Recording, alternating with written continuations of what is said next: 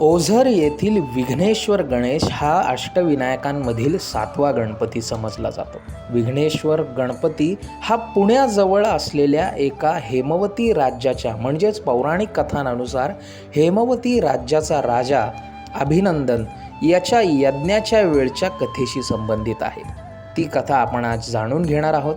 नमस्कार. पुराणांनुसार हेमवती राज्याचा राजा, ज्याचं नाव होतं अभिनंदन, तेव्हा त्याने त्याच्या राज्यामध्ये एका यज्ञाची निर्मिती केली होती.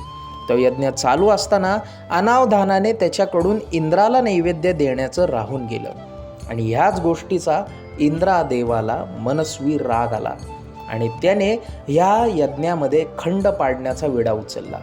त्यासाठी त्याने त्या यज्ञाची नासधूस करण्यासाठी म्हणून आपल्याकडील एक राक्षस, ज्याचं नाव होतं विघ्नासूर, याला त्या यज्ञामध्ये खंड पाडण्यासाठी म्हणजेच विघ्न आणण्यासाठी पाठवून दिलं. आणि त्यावेळी वारंवार विघ्नासुराने त्या यज्ञामध्ये अडथळा आणल्याने शेवटी तो यज्ञ काही संपन्न झाला नाही, पूर्णत्वास जाऊ शकला नाही. आणि तेवढ्यावरही विघ्नासुराने न थांबता तेथील आजूबाजूच्या ऋषीमुनींनाही त्रास द्यायला सुरुवात केली व त्या राज्यातील जवळजवळ सर्वच यज्ञयाग बंद पाडून टाकले.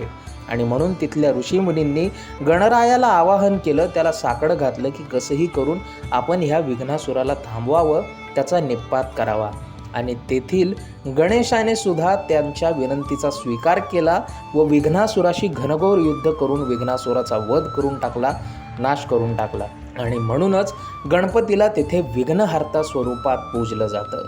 विघ्नहर्ता गणेशाची आजही जेव्हा कुठलंही नवीन कार्य सुरू होत असताना गणेशाची पूजा केल्याने सर्व विघ्न लांब होतात व मार्गातील अडथळे सुद्धा लांब होऊन जातात, अशी आपल्याकडे मान्यता आहे.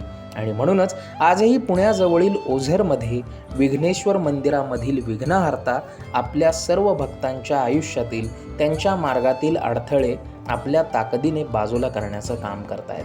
तुम्हाला ही माहिती कशी वाटली आम्हाला आवर्जून सांगा व अशीच माहिती दररोज मिळवण्यासाठी सबस्क्राईब करायला विसरू नका आपल्या चॅनलला.